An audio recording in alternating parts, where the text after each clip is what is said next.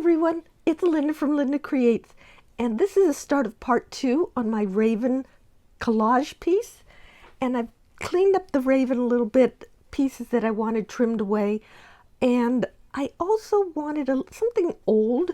So I had this, I believe it's a silk hanky that I thrifted, and I had washed it and it was all kind of wrinkly, but it had just the right texture to add something on this side.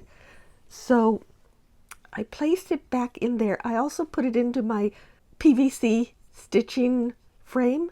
So I'm getting ready to do some stitching to add some texture. I have my drawing over here, so I have a reference.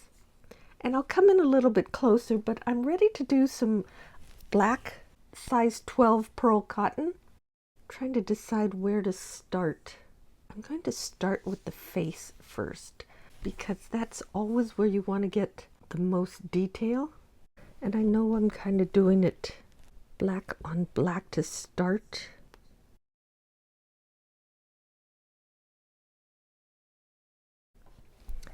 I also did a layer of black lace on the head, because that is where the raven's feathers are the most fluffy, so I wanted it to really add the texture. As I'm sitting here stitching, I can hear ravens outside. Okay. I'm going to do a lot more around the head of the bird.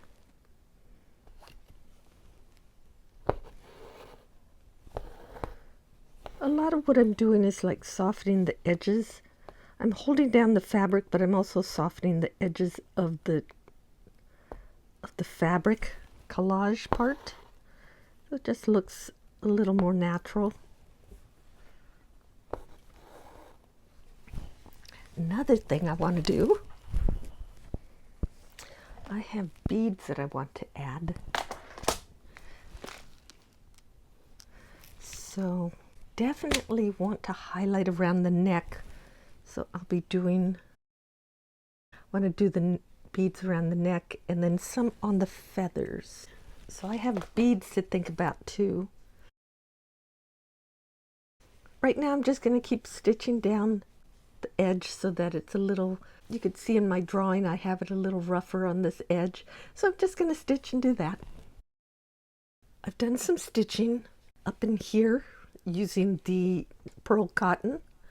And then I came in with the gray, because it's kind of hard, obviously, to see the black, but I came in with some gray on her throat.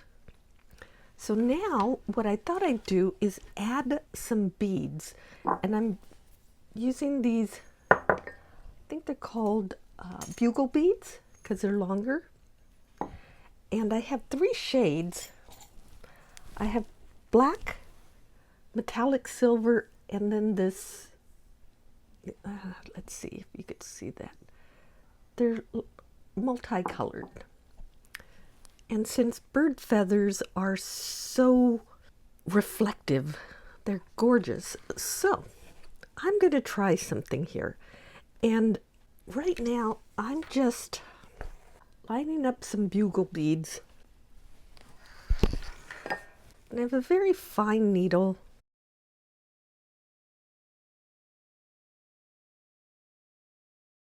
And 2 things I'm doing as I'm doing this is, one is trying to get them to go in a direction. I want them all to lay like downwards and outwards. The other thing too is I also want to do some shading with them. That's why I have 3 different colors of bugle beads, so that they come down in layers. Now, I have to admit, I have not done a lot of beading, stitching beads down. So this is my experiment too, but it seemed like if anything should have some glorious beads, it should be my raven.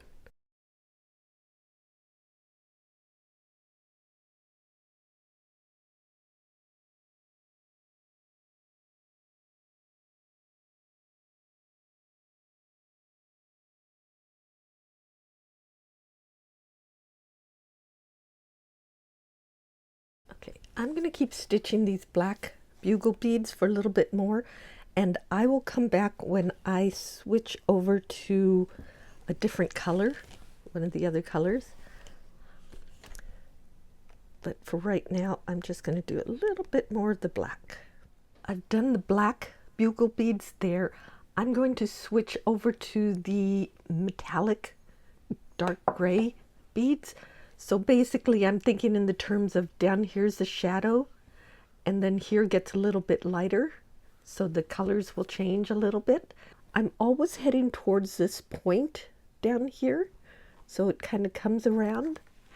And also I'm adding, after a few, I don't know, maybe I should do it more often, but maybe after 10 beads, I tie a knot on the back. My thinking is that if the thread ever broke somewhere, the beads won't fall off.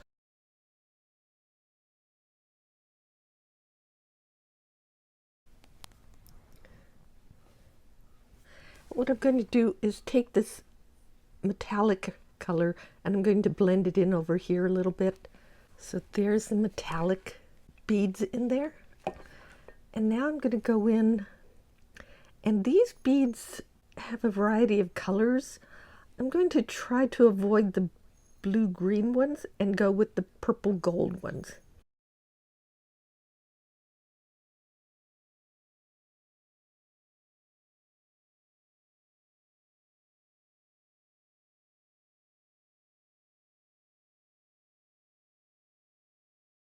And I'm going to use these sparingly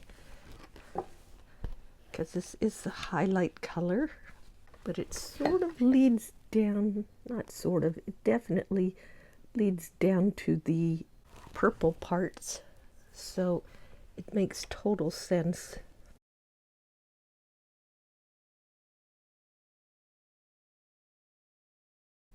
I think what I'll do is the metallic over here, and then I'll go into black and come up here. So I just wanted to show how I'm going to stop the beads right here. I'm going to come in with some floss over here and here to do little highlights, but I just wanted to show you don't need a lot to make it stand out as a unique area on your work. And then I'm going to come in with some, probably some different color or different style of thread over here. But right now I'm just going to finish off the neck part. I have been stitching away, and I finished the hackles or the throat feathers on my raven, and I did a combination of three different shades of bugle beads, some embroidery floss, some pearl cotton, really thin pearl cotton down here, thicker pearl cotton, and this was a, I don't know what this is. I thrifted it. It's a very shiny, could be rayon, I'm not sure, but it added a nice glow over here. So that is the hackles. I stitched down and added ever so slightly some shading down here with that was embroidery floss. I am going to start in on the wings, at least the top part of this wing, and I'm doing pretty much similar to the hackles, a little bit less of the bugle beads and some floss around to add some texture to the start of the wing, and it'll come down. I'm having a blast doing this. It is so much fun. And this is still just, I feel like just the beginning of it because I still have the background to do. So I'll just keep stitching. The bugle beads are where the sun is reflecting on the feathers. So it'll be the high point, and then it'll just be in one direction coming across. So it'll get dark. The wing technically gets darker over here. That is my thinking as I attach my silvery bugle beads.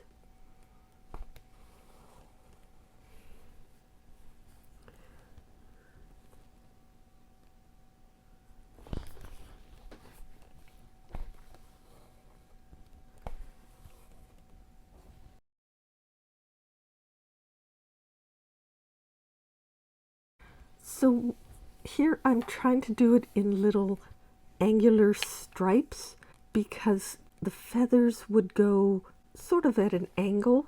So the feathers are going down this way. So one side might be highlighted on one end. So that is my thinking on these. So I'll just keep going several more rows like that.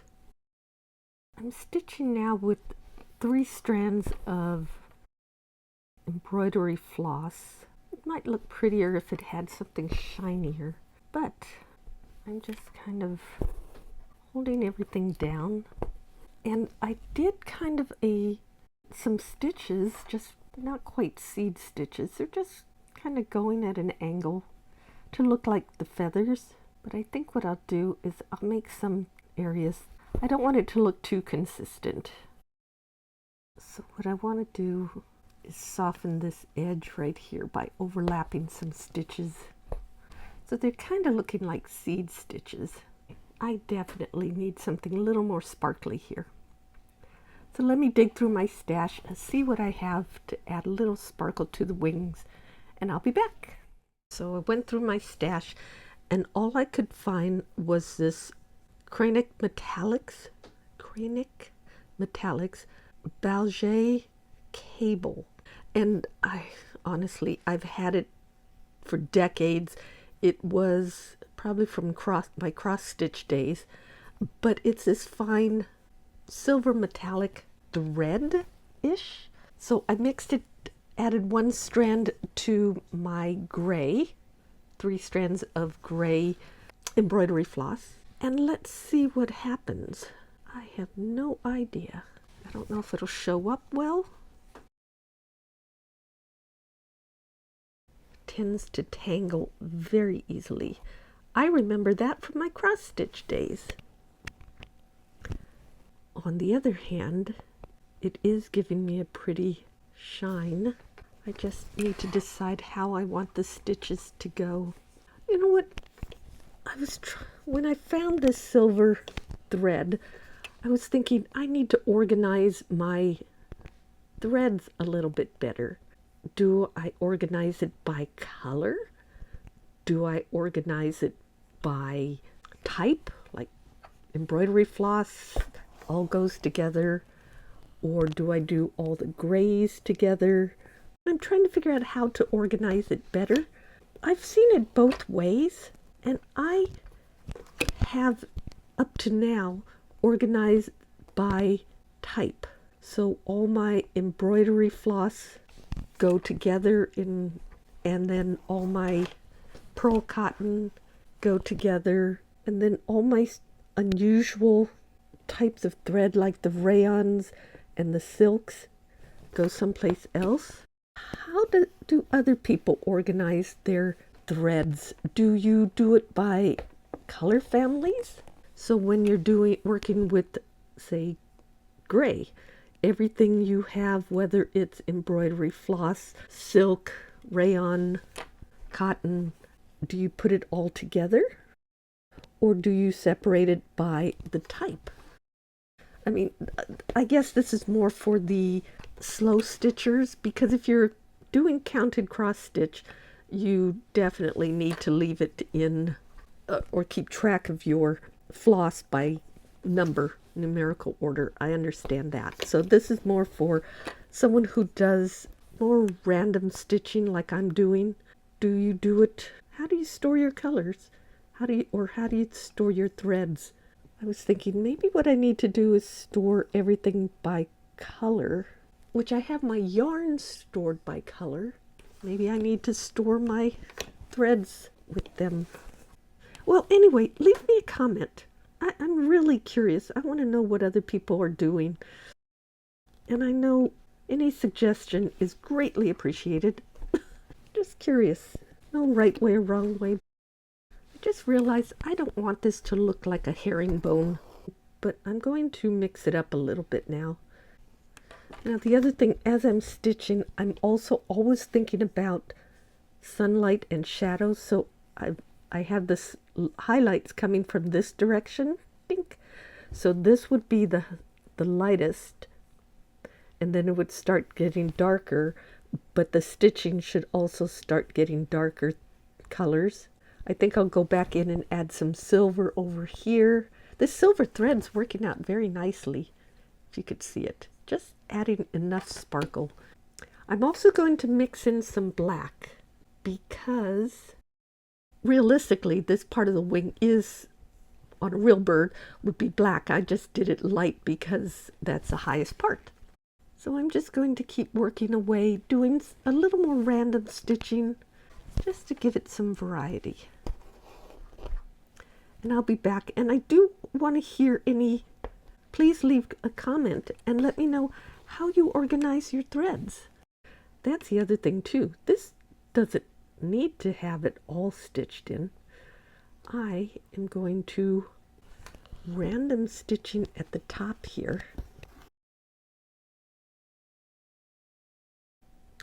I absolutely love the way the little bit of metallic thread is adding a little bit of shimmer to it. Now, just as a comparison, if you could see this, this is with the silver metallic thread, and this is the same exact 3 strands of embroidery floss right here, and you could barely see this, but this is standing out so nicely. I love working with the subtleties, but when the bird or when the subject has a part of it that is so showy, like the hackles here, it's so much fun to highlight that because that is the prettiest part, and you just, or the part that stands out the most with the raven. I have been stitching away, and I have the upper gray part of the wing stitched down. I might add a little bit more, but the silver thread has really helped to bring up some shine. I may add a little bit darker, but I wanted to, on this purple part, I wanted to add a little bit of shading underneath, so I'm adding some, it's like, again, I'm using some shiny rayon, and it's a dark blue. I wanted to add a lot of shadow to it, so I'm just going to do a few stitches in this dark blue, and then I'm going to come back in with probably a dark purple rayon to add a little shine again. Sometimes it's really nice to just do a little touch of something, makes it stand out. I'm coming in now with the purple, the darker purple, just kind of adding a little texture there along that edge. This rayon is interesting to work with. It gets tangled and twisted. Best thing to do is to keep it very short. Work with short strands. The other thing I'm doing with it is trying to blend in the edges of the different layers of fabric so it becomes a softer look. They don't look like just edges of, you don't see the edges of the fabric as much. I have been stitching away on the wings, and I did a couple of little things. I've done some stitching in here with silver, actually added some silver thread, but I added a few more beads along here, and I added some clear beads too, just to add some more shine up here. And then I added just a few beads on that tail feather, or actually the bottom of the wing. It's just going to be like a highlight on the wing. And now I'm coming back in with black floss because this is like the darkest part of the wing. So I'm just going to do some stitching. Like here, I just did some stitching to outline the piece. I'll work on the tail next. And it is kind of a fun, slow stitching project. I love using the beads. They're really fun, but it's just nice to just do the stitching and adding the texture, just sort of making marks and adding lines and thinking about where highlights and shadows are. It's very relaxing. So I have been stitching away on my raven. I added some stitching on the tail. I'm going to go back in with some metallic thread and add to it a little bit and add a little more detail, but I wanted to get everything stitched down first. Oh, I need to do his back leg yet. What I wanted to do is share how I'm going to do the eye, because whenever you do a portrait, the eyes are so important, because when you look at something, when you look at a piece of art that has a familiar look, so like a human face or a bird's face or an animal's face, the eye is generally very distinctive. So what I wanted to do, I took one of my cutout birds, laid it on top, and poked a hole where the eye is, right there. So I know, and so I have the thread, my needle ready, coming up right where I want the eye to be. I needed something perfectly round, and I looked through my stash, couldn't find anything. So luckily I went to my go-to place, Lucky Deluxe Fabrics in the city of Orange, California, for some thrifted supplies. And I found, of all the things they have there, I found a little packet of vintage sequins, black, 8mm, perfect size. It was actually 25 cents. Can't beat that. So I found the sequins that I want to use. I haven't opened this yet.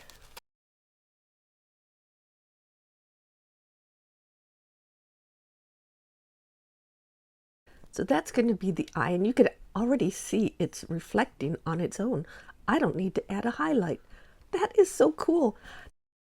So I'm just going to do, so really it ends up being just one double wrap French knot in there to hold it in place.